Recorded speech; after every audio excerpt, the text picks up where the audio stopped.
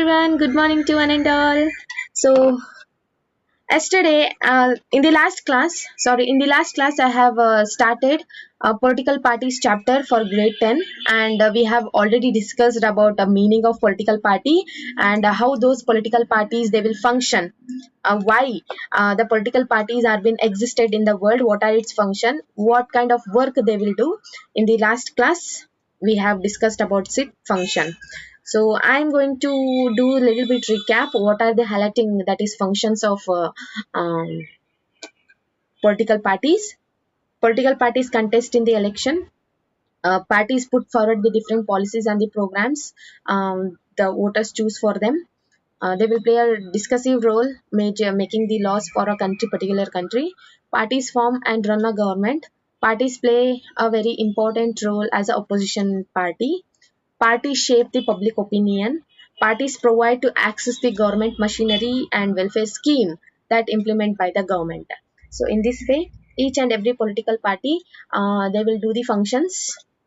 They will they will stand in the election and they will form the government as well as they will run a government. So why it is necessary?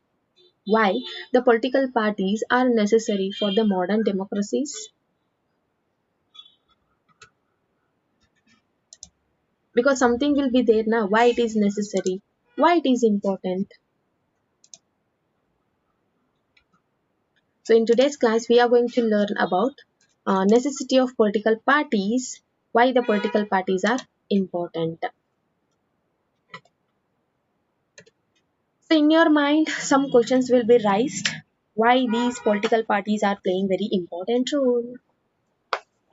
Okay, I will give one situation. Imagine that um, there is no political party only. Okay, there is no political party, and people are standing in the election, and they are winning in the election.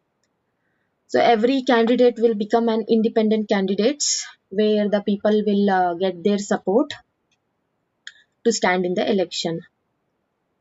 So whether that person is able to take major decisions as well as major changes in the society if there is no political party means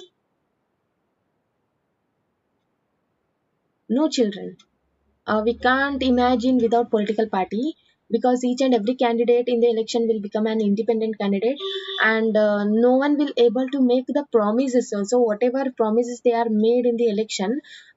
He will not get that majority to fulfill it, as well as to bring a major changes in the society also, in their policies also it is unable to do. So political party is necessary to do certain kind of changes in the society, as well as whatever promise they are made they can fulfill it. So the government may be formed by its utility will remain every uncertain. Elected representative will be more accountable to their constituency. They will get the responsibility towards their constituency, where they stood in the election, and what kind of programs we have to fulfill for the development. So that person will become responsible towards the uh, their work, but no one will be responsible how the country will be run.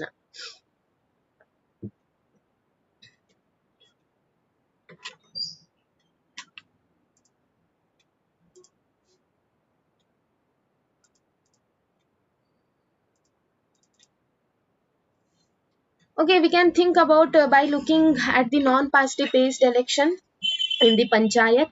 So in the panchayat also there will be no much political parties where uh, people stand in the election and they will win in the election. We can think also it by looking non-party based election to the panchayat in many states. Although parties does not contest formally, it's generally noticed that village gets split into the more than one faction, each of which puts up a panel of its candidate. Okay, they will put a panel, they will discuss in the village, to whom we have to give the vote and they will win in the election. This is exactly what political party does. That is the reason we find political party in almost all the countries in the world, whether these countries are big or a small, old or a new, developed or a developing. So the rise of political party directly linked to the emergence of representatives as well as democracies. If there is no political party means there will be no responsibility for that person what kind of work he has to do, as well as if he is not doing a work and he's failure to take the major decision means then it is not a we can tell that it is not a strong base for democratic form of government there. So each and every political parties are directly linked with their policies, so through that they will try to serve the people. So, as we have seen, large societies need the representative democracy. As the society become large and complex, very big or small, they also needed some agency to gather different kinds of views on different kinds of issues and to present these to the government. Okay, for an example, there is a small country as well as there is a small big country. So both the country they should have some organization, some agency, so that they can gather different kinds of views because each and every individual they will give their different kinds of opinion how the government should run. So they one agency should be there now to gather this kind of opinion and the views and they can discuss some major issues in the present form of government. So these agencies are called in the name of political party where they will gather the views and they will discuss in the in a government there. So how many parties should we have? Only one or a two, three, four, 10, 20.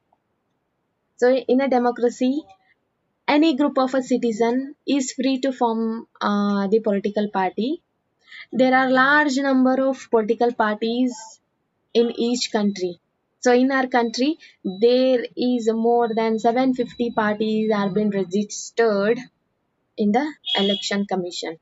So the handful political parties, that is popular political party, are effectively in the race, in standing in the election, in winning in the election to form a government.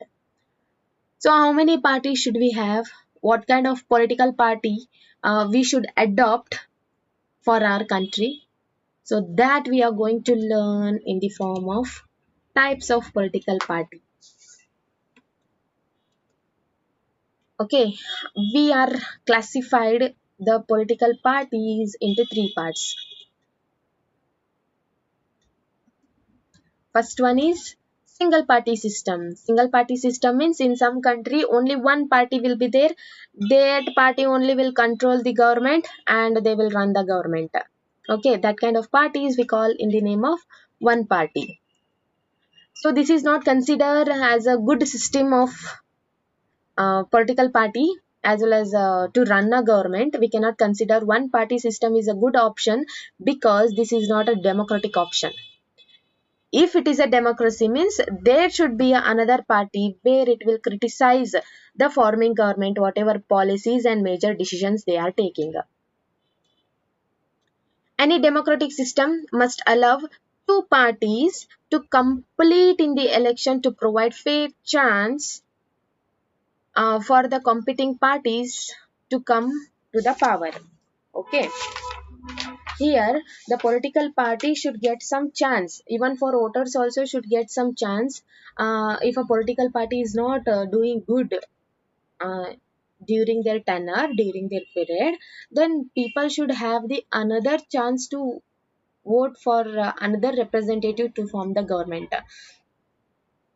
That we cannot find in single party system. So this single party system is practiced in Communist Party, that too in China.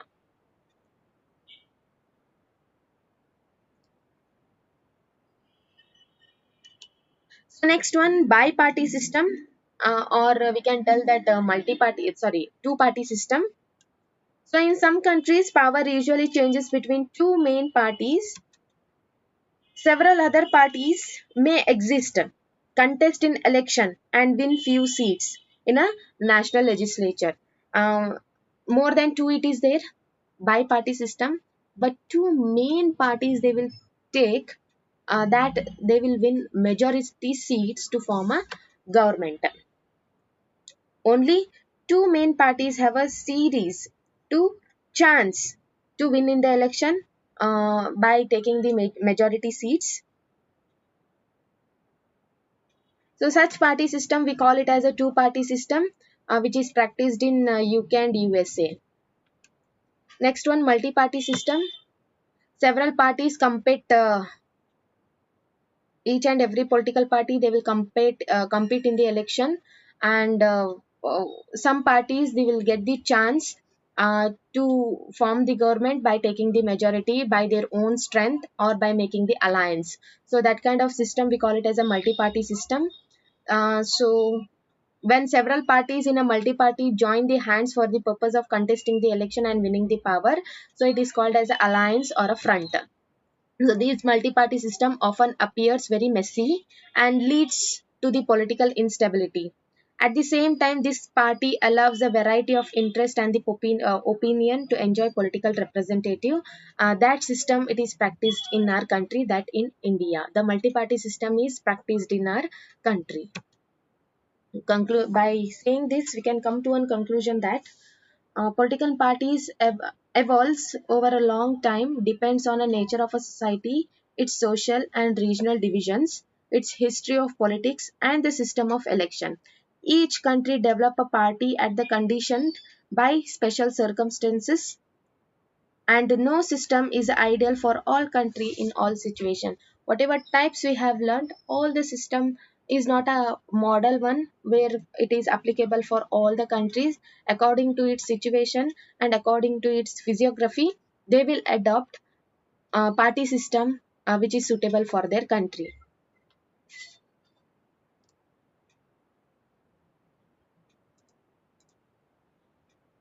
So in the next class I'm going to explain about national political parties. Okay. In what way they will recognized as a recognized party, and the two major parties have been there, which is practiced if they have adopted the multi-party or a two-party system. Which party is called as a national party and which party is called as state parties. So in the next class, I am going to learn by taking some criterias how they will classify the parties, their political parties. So I hope today's class you have understood. If you are having any kind of doubt, just pin your question in the group so that I will try my level best to sort out your problem. Signing out. Have a great day. Bye everyone, children.